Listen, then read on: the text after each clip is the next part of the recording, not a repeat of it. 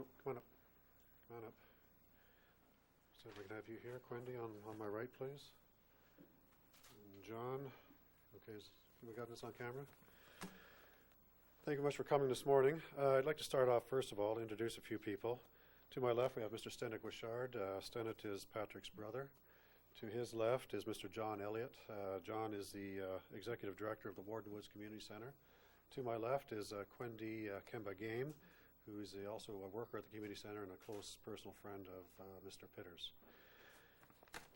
On Thursday, the 4th of March, 2004, shortly after midnight, Patrick Dalton Pitters was at 283 Pharmacy Avenue, apartment 806 in Scarborough. He was there visiting a few friends. There were 5 people in the apartment when 2 gunmen wearing balaclavas burst in. The struggle ensued involving all people in the apartment. During the fight, a number of shots were fired. 2 bullets struck Dalton. He was rushed to hospital but did not survive his wounds. During the fight, one of the gunmen lost his balaclava. This balaclava has been recovered by the police. An examination conducted at the Center for Forensic Sciences has yielded DNA samples which are suitable for comparison. This evidence, combined with other conventionally collected evidence, will assist in the prosecution on a charge of first-degree murder of those responsible for this senseless killing. Our appeal today is for anyone with knowledge of this crime to contact me at the Homicide Squad and provide what information you may have. If you feel you cannot contact me directly, you may relay any information you have through Crime Stoppers at 416-222-TIPS or online at 222tips.com. There is a reward that is offered. You will not be asked to identify yourself or to testify in court if you go that route. To that end, officers from the Homicide Squad, 41 Division, and the Toronto Police Auxiliary will be in the Warden Woods community this evening between the hours of 5 p.m. and 9 p.m. to conduct a canvass. Officers will be going door to door, asking residents to help find the killers of Patrick Dalton Pitters. I will be at the Warden Woods Community Center tonight between 4 and 8 p.m. to conduct an informal information session and to speak to anyone in the community who has questions and concerns regarding this murder. In addition, the Unit Commander, 41 Division, Superintendent Robert Clark, and the Unit Commander of the Homicide Squad, Staff Inspector Jeff McGuire, will also be in attendance. At this time, I'd like to provide a description of the killers of Mr. Pitters. First suspect is a male black, shorter than 5'8", weighing approximately 140 pounds. He was young and skinny and has been described as puny. He was wearing a full-face ski mask. The ski mask was dark-colored or possibly camouflage-colored with green, gray, and black colors. It fit tightly over his whole head. His jacket and pants may have matched the mask. Second suspect is also male black. He is described as having a longer, oval-shaped face. Estimated age is between 17 and 21 years of age. His hair was up at the back and has been described as puffy. He had smooth skin with no hair on his face. He had medium black complexion. He was also described with a small and skinny build, no taller than 5'6". He was carrying a knapsack. This knapsack had gray shoulder straps. He was also wearing baggy clothes and a white jacket with white trim around the hood when he was seen fleeing the building. I'd like to play for you now a Crime Stoppers reenactment of this event.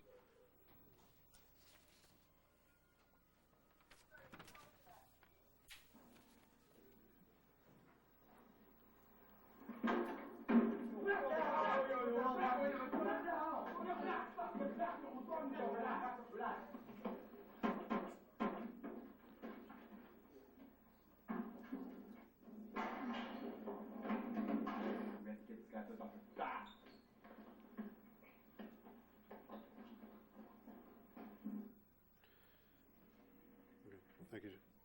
This time I'd like to call Mr. Stenick Wishard to say a few words. My brother Dalton Pitters was only 19 years old when he was killed. His life was very short. Dalton was not known to the police officer as a drug dealer. He lived at home. He volunteered his time with the kids in the community center with Quendy at Warden Woods Community Center. I know that police has told me that Dalton didn't do anything to bring this upon himself. My family and myself has been frustrated because those who with information as yet failed to contact the police. We know that people in the community who claim to be Dalton's friend, who refuse and who does not come forward to say anything to the police officer that they may know something about this. So I'm asking, please, if you know something about this death of my brother Dalton Peters, just come forward, and please do not turn your back on Dalton, because he needs your support right now. So if you guys have any information, can get to the bottom of this, just please call Crime Stoppers. And also there will be a cash reward. So please, again, I'm asking you guys, just please contact the police officer, Crime Stoppers, with whatever information you guys have could lead up to the bottom of this. I'm begging you guys, please, again, you know, the family is so much frustrated. I don't even know what to say at this present moment, you know. But please, I'm asking you guys, whatever information you guys have, just contact the police or Crime Stoppers, because there's people out there that knows and refuse to say something. I'm begging you guys, please, just step forward and just make the phone call. Thank you. Thank you, Senate. To call on Mr. John Elliott. I want to say that this isn't just an issue of black on black crime. The pain, the tragedy isn't just felt by Dalton's family. It affects the whole community. Our community has had its share of tragedy in 2004, and nothing can bring back the lives of Dalton and Isaiah. But we shouldn't also have to suffer the pain of knowing that Dalton's killers are still on the loose. If you have any information that could help the police with this investigation, I'm pleading with you to get in touch with the police or give Crime Stoppers a call. Do your part to bring healing to our community. Thank you, John. Thank you very much. That concludes our conference. Any questions? Reg, you've got some detailed descriptions of Yes, I do. the killers. Is it people that were in the apartment that are cooperating with you, or? Well, we've had some cooperation. As Senate has mentioned, we don't have all the cooperation we need. I can't elaborate as to who's given us these descriptions, but there are other people in the community who have stepped forward to provide certain information. But as Mr. Gouchard has mentioned, there's a few key people out there that we know have information that we'd like to speak to them also.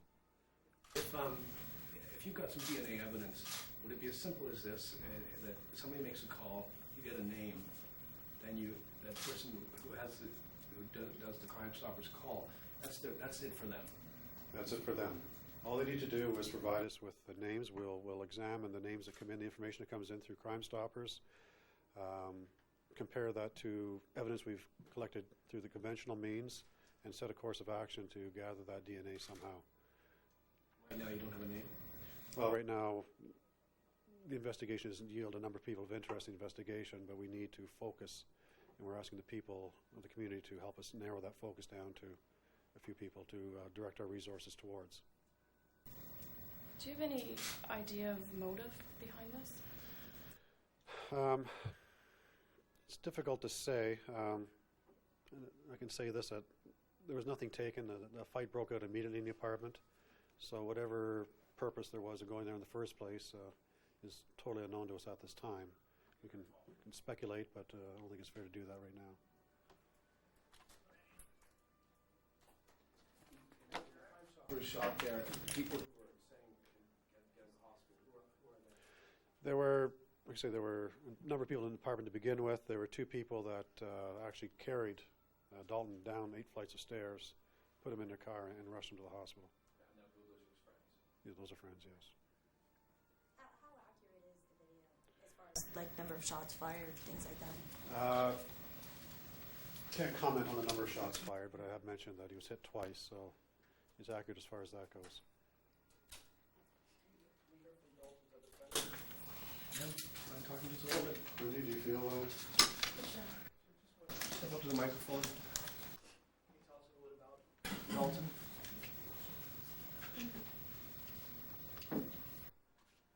He was like a son to me. He was pure.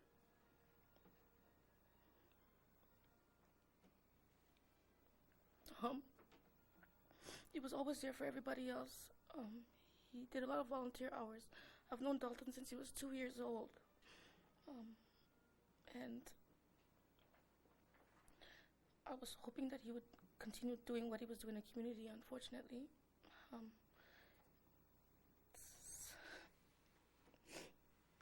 sorry.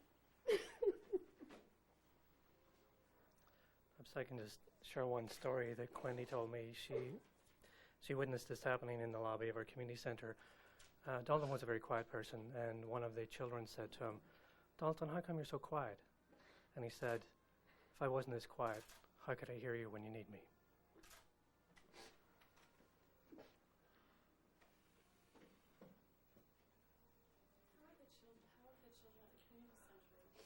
Been dealing with this? It's obviously been very stressful. The group that Dalton was involved with, a group called Urban Promise as well, they really facilitate a lot of stuff for the children. They had a wall where people could write their messages to Dalton. There was photographs of Dalton. We had a number of events where people could come and not only mourn his passing, but celebrate his life and the wonderful things he'd done in the community.